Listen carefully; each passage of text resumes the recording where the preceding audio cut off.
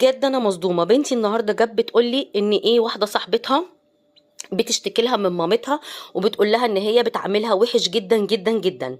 وبعد كده بعديها بحوالي اسبوع راحت مكلماها وقالت لها ايه، انا معرفش هو انت مامتك بتخليكي تقضي في البيت معاها ليه؟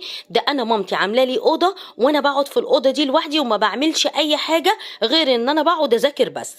انا مش عارفه هي البنت دي بتكذب ليه، يعني منين مامتها ما بتحبهاش خالص وبتعاملها معامله وحشه وبتفضل اخوها عليها، ومنين ان هي مامتها عملت لها اوضه وبتقول لها اقعدي ذاكري، وبما معنى الكلام يعني كانت بتخلي بنتي ما تسمعش كلامي وما تروقش معايا البيت ولا حتى تلم اوضتها. بجد والله انا مش عارفه العيال، عقول العيال دي فيها ايه.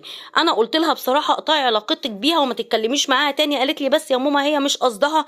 انا مش عارفه يا جماعه انا اللي صح ولا بنتي، ولا مين اللي غلط، ولا هو ده بجد يعني هو في ايه؟ بجد قولوا لي، بجد انا مش عارفه